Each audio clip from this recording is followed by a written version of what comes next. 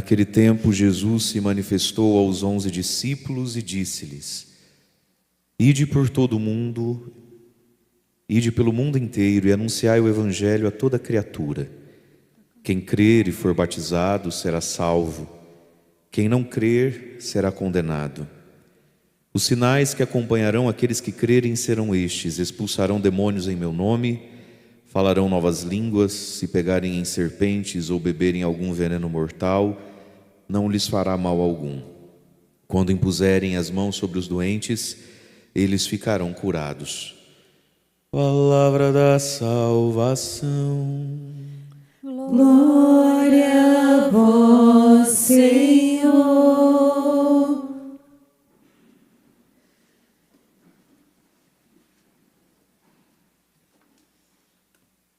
Irmãos e irmãs, a igreja celebra hoje a festa do grande apóstolo São Paulo, a festa da sua conversão. Para Paulo, nós temos dois dias da liturgia para Paulo: o seu martírio junto com Pedro, que se celebra lá em junho, dia de São Pedro e São Paulo.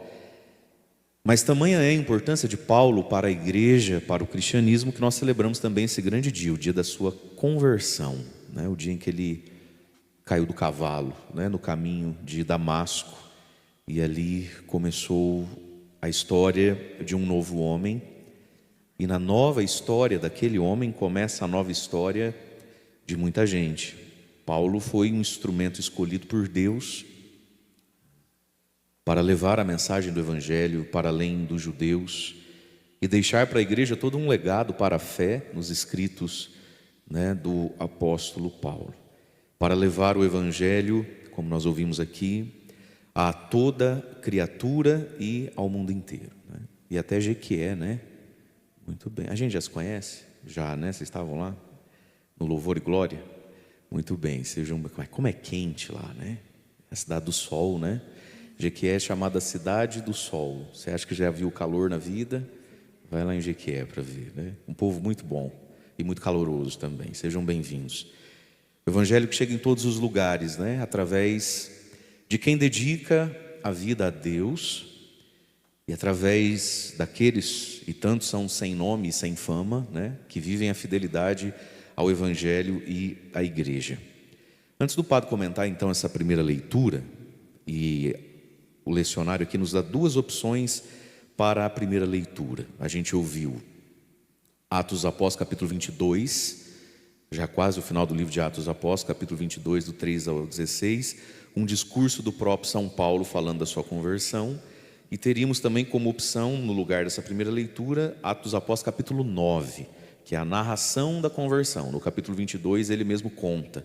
São leituras muito parecidas. Mas antes da gente comentar a primeira leitura e falar um pouquinho mais da vida de São Paulo, o Evangelho de hoje, que está em São Marcos, capítulo 16, versículos de 15 a 18, esse trechinho aqui do final do Evangelho de São Marcos, ele é como que... Hoje se sabe, pela teologia, pelos estudos, ele é como que um adendo final, um anexo. São Marcos não escreveu isso que a gente ouviu hoje no Evangelho. Hoje se sabe que isso que a gente ouviu aqui hoje, Jesus se manifestou aos 11 e disse: Ide pelo mundo inteiro, anunciar o Evangelho a toda criatura, quem crer será salvo, quem não crer será condenado. Os sinais que acompanharão serão estes. Aí os sinais apostólicos. São Marcos não escreveu isso aqui entrou no Evangelho muitos anos depois, ainda antes do ano 100. Mas antes da gente ficar assustado e dizer: meu Deus, não foi ele que escreveu, então não vale. Calma lá, que vale mais até do que se fosse ele que tivesse escrito. Esse trechinho que a gente ouviu, ele foi colocado posteriormente por alguém ou por alguns, possivelmente alguma comunidade onde esse livrinho de São Marcos, o primeiro Evangelho, esse pergaminho que se desenrolava e se lia, era o Evangelho, talvez o único Evangelho ali proclamado, lido nas assembleias, nas celebrações eucarísticas, E aí então, olha só que interessante, por que é que esse texto entrou aqui? Isso é o importante para nós e é a beleza disso aqui. É como se quem ali presidisse, o bispo então, não sei, daquela comunidade, e aquela própria primeira comunidade cristã, ao ler o evangelho de Marcos, que era o único evangelho que eles tinham, dissessem assim: mas não é possível que Marcos não escreveu, né? O que Jesus não tinha dito, isso aqui que foi escrito agora, a gente ouviu agora. Por quê?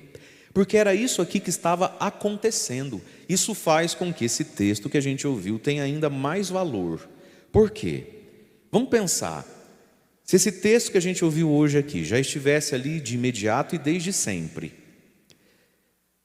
a gente poderia ler isso aqui e dizer assim: será que essas coisas acontecem mesmo? Às vezes é um jeito de que Jesus encontrou de falar, mas não é bem isso que quer dizer, né? Porque essa é a grande tentação da gente quando a gente escuta a Sagrada Escritura, né? É tentar dizer que não é bem isso que está sendo dito, não é? Não é que Jesus andou em cima da água. Isso é um jeito metafórico de dizer que ele era um ser humano incrível e que quem pensa igual ele pensa até anda em cima da água, das águas da vida.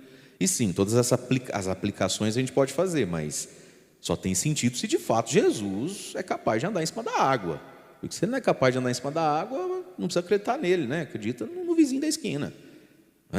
Não é que Jesus abriu o olho do cego. Isso é um jeito de dizer que a gente tem que parar de enxergar o outro diferente. Claro, a gente precisa, essas aplicações são válidas, mas só tem sentido eu apostar a minha vida nessas coisas se quem disse essas coisas de fato abre o olho do cego, senão acredita na comadre da outra esquina.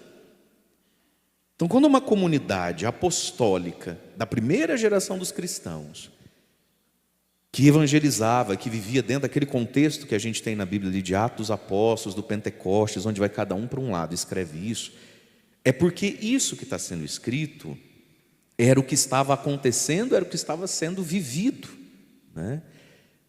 Pelos primeiros sucessores dos apóstolos, pelos primeiros cristãos, que a gente nem sabe o nome. Alguns a gente vai saber, como Paulo, aí de vez em quando a gente tem notícia de um aqui, Ananias, que rezou por Paulo, né? Por Filipe, o primeiro diácono, né? Estevão em Filipe. Mas o cristianismo foi feito já na primeira hora por um sem número de pessoas que a gente não sabe o nome, não tem nenhuma paróquia ou cidade ou menino dedicado a eles, entende isso? Mas os frutos do Evangelho, da ressurreição de Jesus, o poder do Espírito Santo, estava ali presente e agindo, e portanto é sinal de que é também para nós. E aí o que vivia aquele primeiro povo, aqueles primeiros pregadores, aquelas primeiras comunidades de pessoas que a gente nem sabe o nome, antes da gente falar então na homilia aqui do grande nome de São Paulo: ide pelo mundo inteiro, anunciai o Evangelho a toda criatura, a toda gente, a toda raça e a todo tipo de gente, a toda criatura, ao santo, ao pecador, àquele que só falta dar um passozinho na fé. Tem muita gente que é assim, né? Que a gente olha e fala: é um querido. Aí ela, olha, padre, se ela fizesse um acampamento, só falta um tiquinho. Tem um monte de gente que só falta um tiquinho, que já é gente maravilhosa na vida, né? Mas tem gente que falta um ticão, né? Tem gente que é virado no saci, Deus o livre. Você fala: sangue de Jesus, aquele lá do meu lado, tem que trabalhar com ela, tem que lá para eu conhecer desde pequeno. A toda criatura, né? O Evangelho é para toda criatura, porque o Evangelho é a resposta e o remédio de todo ser humano, a toda criatura. E aí então vem o passo de cada um de nós: quem crer e for batizado será salvo, quem não crer será condenado. Veja, Deus já fez e sempre faz e fará a sua parte, né? De nós cabe a fé, mas a fé com um passo: quem crer e for batizado. O batismo é duas coisas: sinal do desejo da santidade e o arrependimento dos pecados, e o batismo é sinal de que a gente entra numa família, numa comunidade, num corpo chamado igreja. Portanto, essa fé que não precisa de sacramento, essa fé que não precisa de igreja, essa fé do eu rezo do meu jeito, quando der, se der, Deus sabe do meu coração, eu faço as minhas orações lá em casa, essa fé ela é incompleta, ela é imatura, quando não é migué mesmo. Quem crer e for batizado, o que o batismo me traz? O perdão e a igreja. Nós não somos batizados só para sermos perdoados, também. Mas ao sermos perdoados, o batismo é a acolhida, é o desejo de uma vida nova e é a aceitação do corpo de Cristo, que é a igreja. Quem não crer, quem não quer isso, quem acha que não vale a pena, enfim, será condenado. Percebe, meus queridos, como salvação e condenação meio que está na nossa própria mão? Deus é sempre misericordioso para entrar nos nossos caminhos, como entrou no caminho de Paulo, para atravessar a nossa história. Deus bate a porta e se Ele percebe que a gente não está abrindo, antes dele ir embora, Ele chuta a porta, Ele grita, Ele faz escândalo na porta da nossa vida, para ver se a gente o percebe. Mas quem abre somos nós, né? Quem abre somos nós. Os sinais, e agora vem a parte mais interessante então quase desse texto, que é posterior à caneta de Marcos. Os sinais que acompanharão aqueles que crerem serão estes. Então aquela primeira comunidade ficou com dó de passar para frente um evangelho faltando isso aqui que a gente vai ouvir agora sobre tudo, porque era o que eles estavam vivendo. Homens e mulheres sem fama e que nunca receberiam o título de santo, estavam vivendo isso aqui. Enquanto eu leio, tenta acordar quem está do seu lado. Os sinais que acompanharão aqueles que crerem serão estes: expulsarão demônios em meu nome, falarão novas línguas, se pegarem em serpentes ou beberem algum veneno mortal, não lhes fará mal algum, e quando impuserem as mãos sobre os doentes, eles ficarão curados. Era isso que aquele primeiro povo de gente sem nome vivia, entre eles, uns com os outros e através deles, os sinais de Cristo. E aí, com pena, eu não sei explicar o porquê, tiraram dessa leitura aqui da liturgia de São Paulo o último versículo que vem na sequência disso aqui, onde diz assim: e o Senhor Jesus acompanhava e confirmava a pregação dos apóstolos com estes sinais.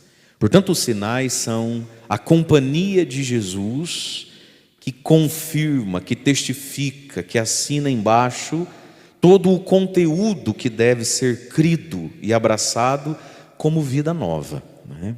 Mas esses sinais que acompanharam são sinais que acompanham e que podem ser manifestados também na nossa vida, de modo concreto, cru, tal como está aqui no Evangelho de hoje, né? E de um modo, aí sim, a gente pode fazer a aplicação disso para tantas coisas da nossa vida, que se não são um demônio, demônio mesmo, são demôniozinhos que a gente precisa expulsar.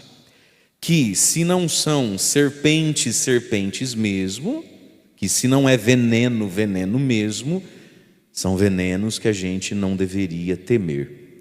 A gente vive hoje numa igreja, num cristianismo, que comporta dentro de si um número significativo, não é a maioria, pelo menos creio eu, que não é a maioria, mas é um número significativo para nos preocupar ou nos entristecer. Um número significativo de católicos, de cristãos medrosos, paranoicos, assustados, não é? Que tudo e qualquer coisa que vem e que é anticristão, ou que é diferente daquilo que a igreja ensina, sentem um medo, vivem numa lupa do exagero, como se o diabo fosse mais forte que Deus, né? Como se a fé fosse mais fraca que os demônios. Então tudo assusta, tudo dá medo, o mundo está acabando, meu Deus, e agora, padre, como é que é? Um desânimo, né? Nossa, botar fé no mundo hoje em dia, com o mundo do jeito que está, um pesar. Ei, meus irmãos, essa é falta inclusive de ler Bíblia. Tem muita gente atrás de revelação, revelamento e revelador, ao invés de ler um pouquinho mais de Bíblia. Se a gente lesse um pouquinho mais de Bíblia, a gente sentiria menos medo da vida, das coisas, de governo, de política, de ideias, de ideologias que sim existem. A gente sabe discernir o certo do errado. Mas existe hoje em dia um medo, um negócio. Olha o que Jesus disse aqui: se pegarem em serpentes ou beberem em algum veneno mortal, não lhes fará mal algum. Agora vamos lá, quem em sã consciência vai querer pegar uma serpente? E a pergunta que eu faço é: para que pegar? Deixa a serpente lá, para que você quer pegar a serpente? A tradução é sempre uma interpretação da coisa. Esse pegarem aqui é no sentido de pegar quando pisar na cobra sem querer, né? Que a pessoa vai lá e pega, né? Então o que Jesus está falando? Que existem coisas profundamente malignas, profundamente ruins, que a gente às vezes não escolhe pegar, elas nos pegam, né? Ninguém vai pegar uma serpente, é a serpente que pega a pessoa, né? A pessoa que pisa sem ver que tem uma cascavel ali. E aí, já viu o que acontece. Quem em sã consciência fala, garçom, dá um copinho de veneno? Não existe isso. Mas a gente tem alguns testemunhos grandes na história da igreja, né? Santo Antônio, São Bento, né? Que tentaram envenenar, né? E o sujeito foi lá e tomou golinho de alguma coisa que faria bem, mas tinha veneno dentro, e todo mundo esperando, vamos ver. Morrer. Não morreu, não, né? Esperar Santo Antônio começar a espumar pela boca, virar os buchos para fora, encher de veneno lá. Não morreu. Então, o que Jesus está nos falando aqui, meu querido, minha querida? O mundo, ele é mau até certo ponto, ele é perigoso até certo ponto. Mas nós não precisamos ter medo de tudo. Nós vamos viver a nossa vida.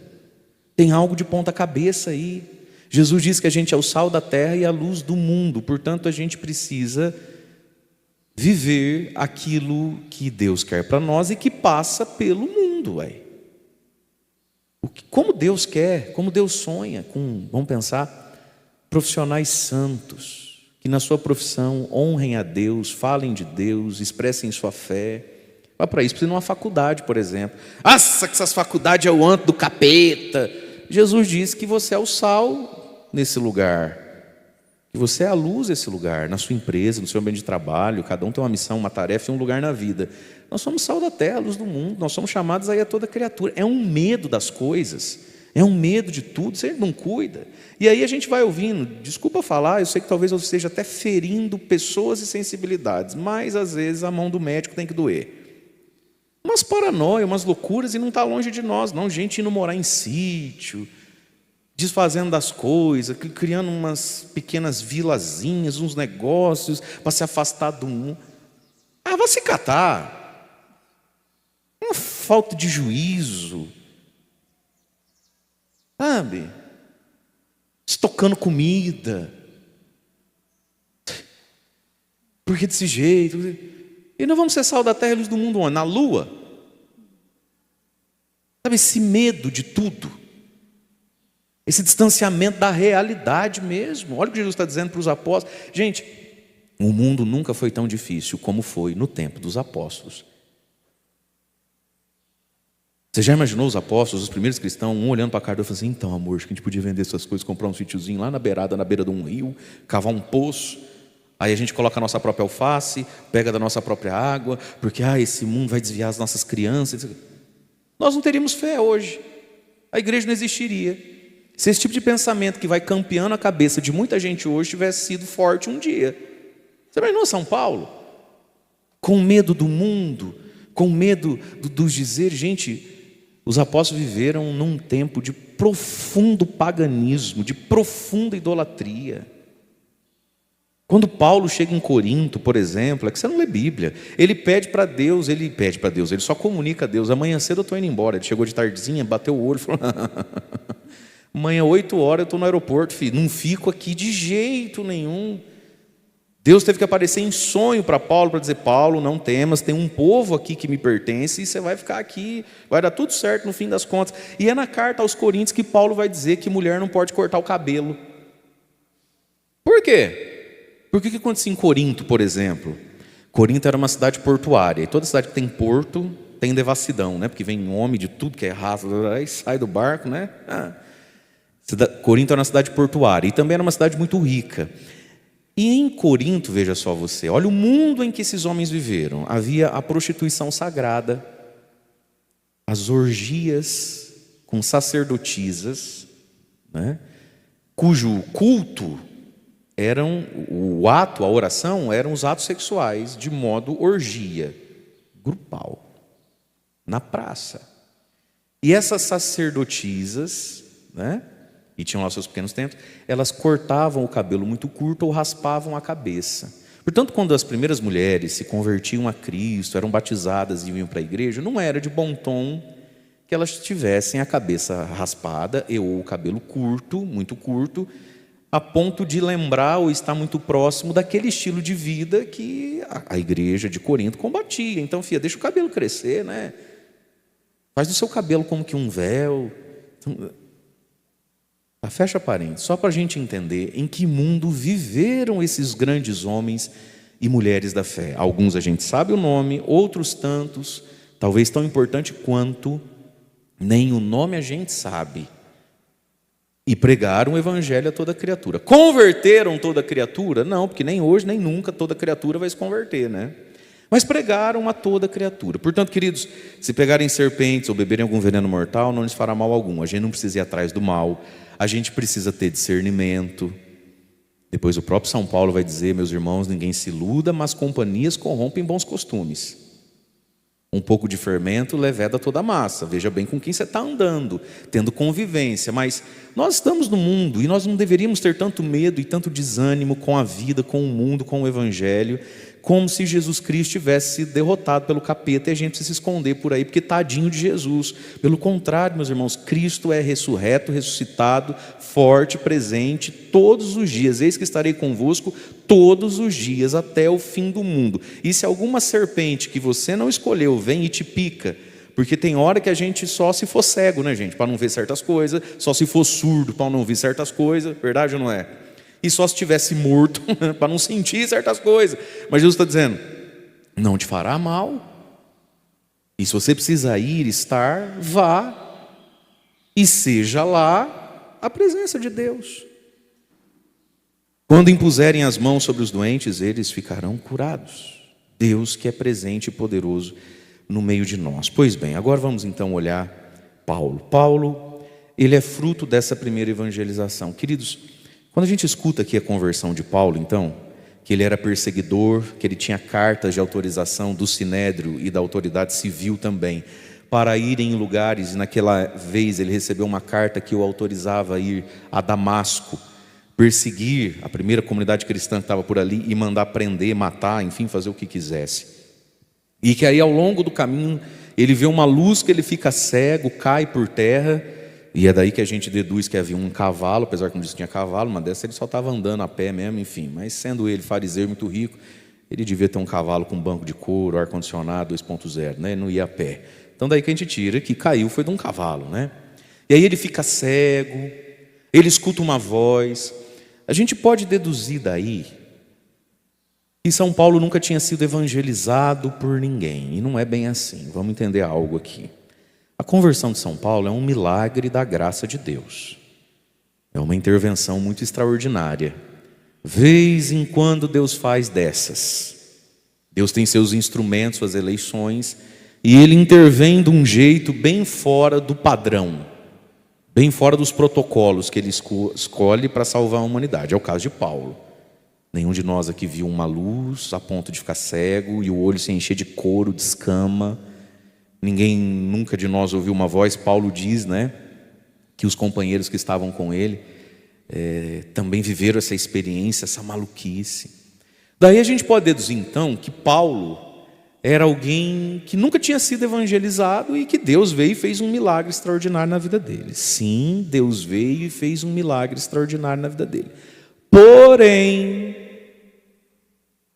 Paulo já tinha recebido nele, sim, as sementes do evangelho.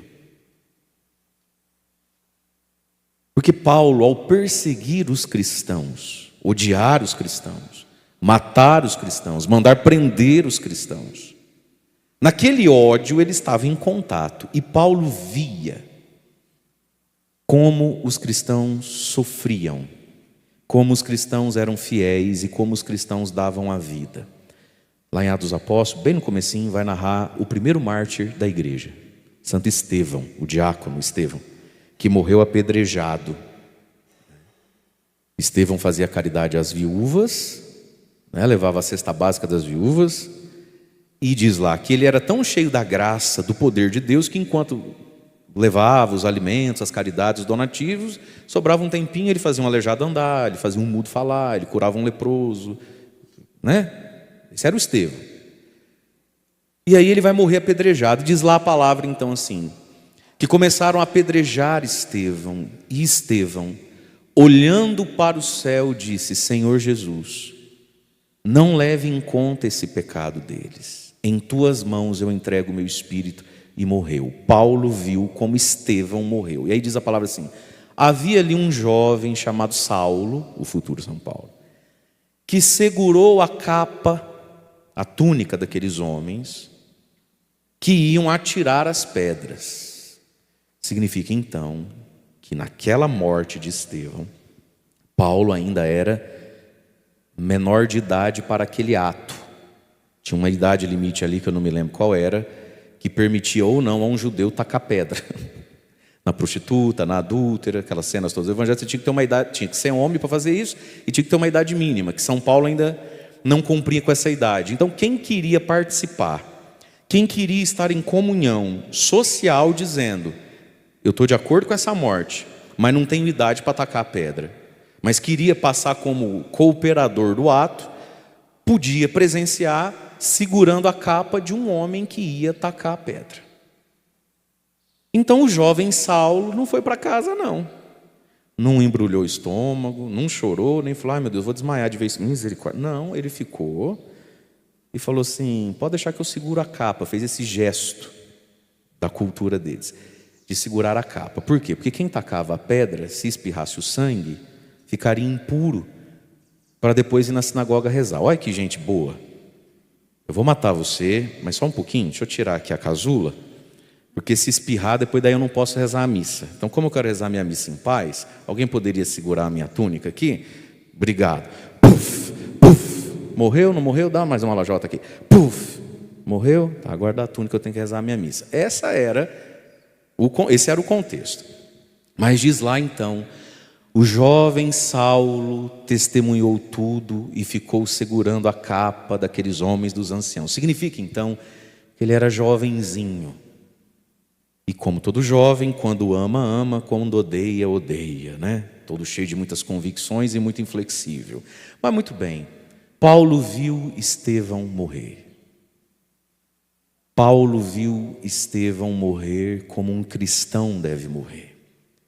E Paulo foi vendo que, inclusive através deles, enquanto Saulo, os cristãos perderem tudo. Porque onde Paulo chegava com a sua guarda romana e com essa carta na mão, ou você vai embora com a roupa do corpo correndo e fica pobre da noite para o dia, num estalar de dedo, fica sem teto, e sai andando nos caminhos, nas bibocas, e vai morar em outro lugar, sabe lá Deus onde é esse lugar. Ou Paulo vai matar você, Paulo vai prender você. E Paulo foi vendo muitas e muitas pessoas perdendo tudo da noite para o dia, por causa de Jesus, por causa da perseguição, de uma perseguição que ele também fazia. E isso, meus irmãos, não duvidemos, foi, ao mesmo tempo que foi enraivecendo, ao mesmo tempo que foi aumentando em Paulo um ódio, ao mesmo tempo foi evangelizando o próprio Paulo. Então Paulo não era um homem sem contato com a evangelização. É bem possível que ninguém podia falar: oi Paulo, tudo bem? Você tem 5 minutinhos? Eu não sei assim se você participa muito da igreja. Claro que ninguém podia chegar e falar assim com Paulo, ninguém era doido. Mas veja, o modo como a gente vive e, sobretudo, a capacidade de sofrer, de perder e renunciar, de tomar prejuízo mesmo, de ser injustiçado mesmo, por causa de Jesus Cristo. Isso também evangeliza, isso também questiona. Não quer dizer que isso sempre converte. Mas sim, meus irmãos, se Paulo tivesse visto uma geração de homens que acreditavam, e mulheres que acreditavam em Jesus, e acreditavam em Jesus para prosperar, para ficar rico, comprar uma casa grande, um carro novo, igual esses testemunhos de igreja sem vergonha de televisão aí. Como é que a irmã chegou, como é que a irmã está? Ninguém diz: eu cheguei aqui, eu odiava minha sogra, depois a gente se reconciliou. Ninguém diz: eu traí a minha nana. Todo mundo diz o quê? Eu cheguei de Fiat 147, se é que ainda existe Fiat 147 andando por aí, mas só para você entender o drama da pessoa, né? Eu cheguei de Fiatinho 147, eu cheguei de golzinho quadradinho, não sei o quê. Hoje eu tenho 5 empresas, 3 carros, uma fazenda e 1000 empregados. Não é assim? O golpe está aí, né, gente? Cai quem quer também, né? Brincadeira. Mas veja, o que foi que Paulo viu? Paulo começou a se perguntar: quem é esse Jesus, meu Deus do céu? Pelo qual as pessoas sofrem, pelo qual as pessoas dedicam do seu tempo, do seu dinheiro, pelo qual as pessoas aguentam desaforo, pelo qual as pessoas aguentam ridicularização ou distanciamento dos parentes, dos queridos, dos amigos. Quem é esse Jesus? E isso foi sim evangelizando Paulo. Quem é esse Jesus que faz esse Estevão morrer nessa paz, sem se vingar de ninguém? Quem é esse Cristo? Quem é esse Jesus que, quando esses homens escapam da minha mão, nenhum deles vem na calada da noite se vingar de mim? Quem são essas pessoas que não se vingam, que não punem, que não... E Paulo foi sendo evangelizado por essas coisas. Claro, precisou de uma intervenção de Deus, porque toda conversão é intervenção de Deus, toda. Da conversão mais simples, rotineira, ao do Paulo. Sempre é Deus quem faz, sempre é Deus quem toca. Mas Paulo era evangelizado muito pouco pelo discurso, né? Porque as pessoas não tinham como falar com ele, ele era doidão, mas evangelizado pela vida e por um grande testemunho que evangeliza o mundo também. Saber sofrer como um homem e uma mulher de Deus tem que saber sofrer. Estar à altura de Cristo, à estatura de Cristo. Não duvidemos, meus irmãos, não são só os nossos milagres, bênçãos e curas que evangelizam, não. Possivelmente, o que mais te questionou, de vez em quando questiona você e eu, com relação a, eu estou em Deus mesmo? Com relação a, meu Deus, eu preciso criar um pouco mais de ânimo, de vontade. Meu Deus, eu preciso parar de reclamar. Ou, meu Deus, eu tinha que rezar mais. Geralmente o que nos belisca a alma, questiona um pouco a gente, é o testemunho de quem está sofrendo e não de quem está contando vitórias. Já reparou nisso? Pessoas que às vezes a gente vai tendo notícia do quanto elas sofrem, a gente nem imaginava, não é? Eu falo, meu Deus, eu não sabia que você vivia isso, eu não sabia que você passava por isso. Filha, eu não sabia que teu marido era esse cão ruim, não. Sério que você passa aí dentro? Ah, padre, se eu for contar para o senhor, nós vamos ficar aqui a tarde toda. Mas Deus é mais, né, padre? Era só isso mesmo. O padre volta para casa falando, Jesus, me salva, me converte, tem dó de mim. Então, saber sofrer de cabeça erguida, com menos lamúria, com menos susto, com menos apavoramento, fala de Deus, às vezes tanto quanto dizer, o caroço sumiu, a perna voltou a mexer, percebe? As contas foram pagas. Paulo foi evangelizado por esse tipo de cristianismo. Um cristianismo corajoso e um cristianismo profundamente desapegado. Mas o que é que Deus queria com Paulo? O mesmo que quer conosco. E ele vai dizer, bem bonitinho ali, quando Jesus entra no caminho dele, Atos, quem está com Bíblia, a gente vai ficar com a primeira leitura então, Atos 22, no versículo 7, Saulo, Saulo, por que você me persegue? E Paulo nunca tinha visto Jesus, nem perseguia Jesus, Jesus estava lá no céu. Como se Paulo pudesse dizer, mas eu te persigo? Não persigo você não, eu persigo o teu fã-clube aí, que vocês chamam de igreja. Verdade, Paulo, se você persegue a igreja, é a mim que você persegue. Se você persegue um cristão, é a mim que você persegue.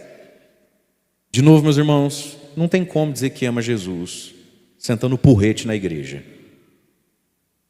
E quando até mesmo a igreja te der o porrete na mão e falar, bate em mim que eu estou merecendo, é por amor a Cristo que você não usa o porrete. Paulo, por que você me persegue? Não, eu te persigo não. Não, você não persegue eu, você persegue o Estevão. Você perseguiu o Estevão, você perseguiu a mim, Paulo. Quem és tu, Senhor?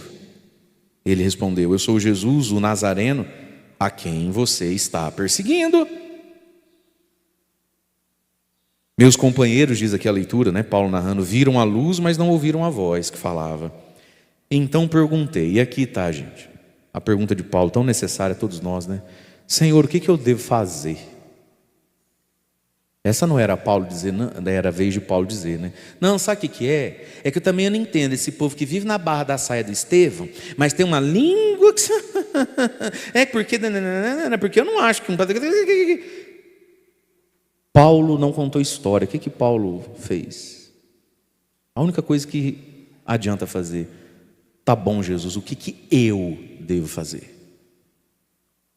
E aí Jesus começa uma profunda conversão e cura na vida de Paulo.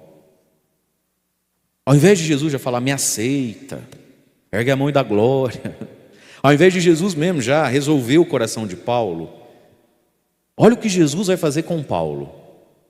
Jesus que pode estalar o dedo e fazer, diz o Evangelho, de uma pedra, de uma rocha, um filho de Abraão. O que Jesus fala? Faz o seguinte então, Paulo, você ficou cego, né? Levanta-te e vai para Damasco.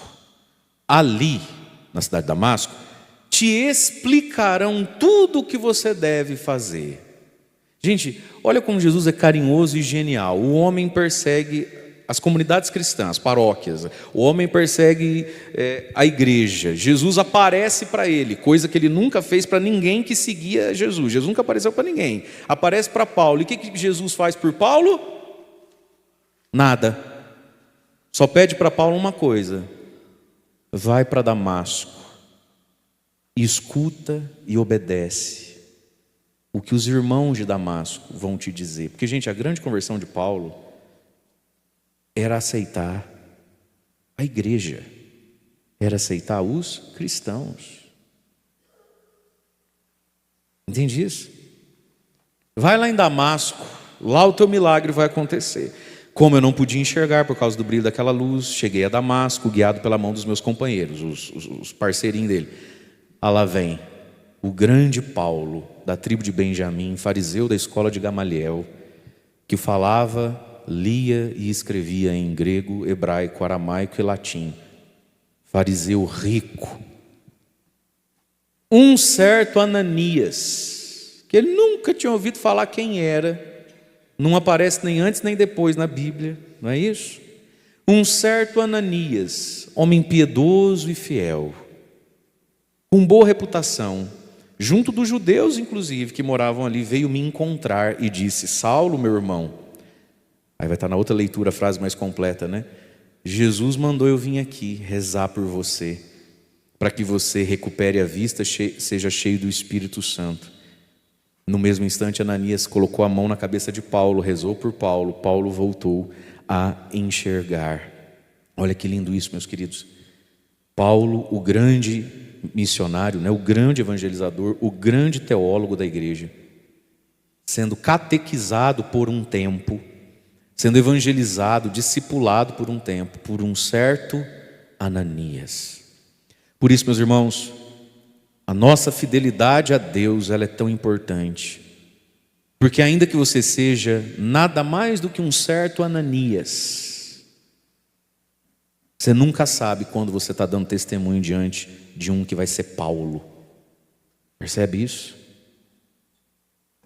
Você nunca sabe diante de quem você está. Você pode até se sentir o Ananias, você pode até ser o Ananias. É por isso, meus irmãos, que o nosso testemunho de vida e aqueles que receberam de Deus algum encargo, qualquer encargo de evangelizar, cometem pecado, e pecado grave, quando evangelizam de qualquer jeito, e quando permitem que a evangelização seja de qualquer forma, e quando ficam com esse mimimi de quando é convidado a melhorar a forma como evangeliza, então também não vem, que a gente já está tirando. Não se pode evangelizar de qualquer jeito, ainda que o evangelizador seja um Ananias na função de um Ananias, porque ele nunca sabe quando ele está diante de um Paulo. Nunca sabe.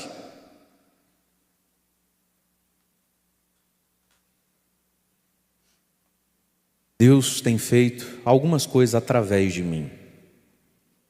E eu tive algumas catequistas na minha vida, na minha infância. E uma até me foge o nome agora, olha que pecado.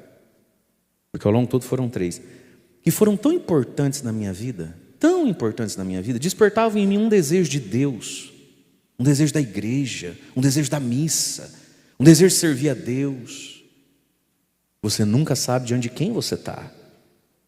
tivesse eu sido evangelizado por gente, e não era o caso. Quando eu fui criança, adolescente, até onde o seminário ali, eu fui muito privilegiado por várias situações da vida, né? Primeiro pelo pai e mãe que tive, mas também pela paróquia que eu participei, pelo padre, depois, né, Monsenhor Wilson Galiani, aquelas missas, aquelas liturgias, aquelas homilias dele, as pessoas todas que se dedicavam às catequeses, ao trabalho todo que tinha com as crianças da catequese, com os adolescentes, com o grupo de oração que eu participei. E havia um esmero, havia uma alegria e havia uma inteireza nas coisas. Acho que é por isso que desde sempre eu não tenho paciência com essa pergunta, mas precisa tudo isso? E eu queria pedir a Deus a graça de morrer sem paciência para isso, porque eu tenho medo de quem tem. Pessoas que eu não sei, tinham uma função às vezes muito simples, mas se faz de qualquer jeito, não desperta isso. Ai, tá bom, é para Deus mesmo. Não, meu amigo, Ananias, capricha no serviço, Ananias. Você nunca sabe quando você vai pôr a mão na cabeça de um pau. Acho que Ananias deve ter colocado a mão na cabeça de muita gente, né? Um dia era um tal de Paulo, e ele não sabia o que ia dar aquilo ali. Olha no que deu. Portanto, meus queridos, nós temos um dever e um dever grave na vida. Dar testemunho da fé, viver em coerência com o Evangelho, se esforçar por isso. E se temos de Deus alguma atribuição, é o melhor que se faz, e toda vez se faz o melhor no que se faz. Para 30, para 3 mil. Entende isso? Para as crianças numa salinha, não importa. Isso aqui foi a sala da casa de alguém que a gente não sabe o nome, onde um Ananias entra, um certo Ananias, e olha o que aconteceu. A gente pode dizer que a igreja, o mundo estava sendo mudado nesse encontro que aconteceu na sala de uma casa, de um certo Ananias, com um tal de Paulo. Que Ananias era caprichoso no que lhe cabia, no que competia. A gente nunca sabe diante de quem a gente está. E aí então Ananias disse a Paulo: o Deus de nossos antepassados te escolheu para conheceres, e isso aqui é para todos nós, conheceres a sua vontade, veres o justo Jesus e ouvires a sua própria voz. Nós também, meus irmãos, somos escolhidos, senão escolhidos para a mesma missão apostólica de Paulo, é óbvio, mas escolhidos para isso aqui, ó, todos nós. Porque Jesus também atravessou sua vida e minha vida. Jesus também nos brilhou nos nossos olhos, a gente também ouviu a sua voz. Olha para sua casa, olha para sua família, olha de onde você veio. Um bando de doido. Verdade, não é? Teus parentes é tudo meio maluco, a maioria. Não é uma mistura de religião com coisa nenhuma, é um reteté, é um negócio esquisito, não é? Sim ou não? É um povo que não vai nem com bomba, é ou não é? Sim ou não? Abre a boca, sim ou não? Como diz lá em Jequiel, uma malemolência, né? Vai nem empurrado. Aí você olha para você, eu olho para mim. Foi Jesus que brilhou por graça e fez sentido, e a gente começou a andar com Ele, desejar Ele. Então todos nós não fomos escolhidos para a missão de Paulo, porque Paulo só Paulo, mas nós somos escolhidos para isso aqui, queridos. Ele te escolheu. Fala para quem está do seu lado aí, Ele te escolheu. Do outro lado, fala, Ele te escolheu. Não tem ninguém do seu lado, dá um grito para quem está mais longe, fala, Ele te escolheu. Quem está em casa põe no comentário assim, Ele me escolheu. Para quê? Conhecer sua vontade. Deus tem um propósito, uma vontade para a nossa vida. Para quê? Para ver a Ele, ver Jesus. Esse ver de conhecimento, conhecer a vontade de Deus, conhecer Jesus Cristo e ouvires a sua própria voz, aprender a ouvir a voz de Deus. Conhecê-lo, vê-lo e ouvi-lo. Porque daí quem é que vai guiando Paulo? Diz a Escritura que Paulo ficou alguns anos por ali, na mão de Ananias, né? Na mão de outros homens que foram companheiros de Paulo, sendo que como que discipulado. Mas daí para frente, Paulo aprende por si só a ouvir a Deus dentro do próprio coração, crescer sozinho. E isso é para você e para mim, queridos. Conhecer, ver e ouvir Jesus. Para quê? Porque tu serás a sua testemunha diante dos homens, diante dos poderosos. Testemunha do quê? Daquilo que você viu, Paulo, daquilo que você ouviu. Ver, conhecer, ouvir a Cristo. para ser testemunha dele. E aí Ananias fez uma pergunta para Paulo. Uma pergunta que Deus faz hoje para você e para mim também. E agora, Paulo, diz a leitura, o que estás esperando? Bora, Bill! Não sei se eu estou pronto. Está pronto, sim. E agora, o que você está esperando, Paulo? Levanta-te, recebe o batismo e se purifique dos seus pecados, invocando o nome dele. Gente, sempre que a gente está um pouquinho na presença de Deus, a gente sempre fica com esse sentimento, que é uma constatação mesmo. Eu tinha que ser melhor, né? Poxa, olha o que eu falei. Oh, Jesus, olha o que eu fiz. Olha o que eu pensei. Olha eu de novo, igualzinho minha mãe, igualzinho meu pai. Oh, Jesus, misericórdia. Mas coragem, meus irmãos. Deus é misericórdia. É uma misericórdia que nos puxa. Uma misericórdia que muda algo de Saulo para Paulo em nós. O que você está esperando? Levanta, filho, e dá o passo. Levanta e se posiciona, assume. Recebe o batismo. Paulo recebe aquilo que faz as pessoas morrerem. Recebe aquilo que dá poder a outro homem de matá-lo. Quem é que Paulo podia prender e matar na sociedade então? Os que eram batizados. Quem é que ele encarcerou? Ele chegava num lugar e perguntava quem eram os cristãos, quem eram os batizados. Então, Paulo, não basta me achar bonito, tem que entrar na fila do martírio. Tem que ser irmão e conviver com Ananias. E essa foi a grande conversão de Paulo, uma conversão a Cristo, uma conversão à igreja. E a gente louva e bendiz a Deus por ter entrado na estrada da vida de Paulo, de um homem tão grande, tão capaz. E a gente pede hoje, pela intercessão de São Paulo, que Cristo entre na nossa estrada e na estrada de tantos, que estão distantes dele, alheio a ele.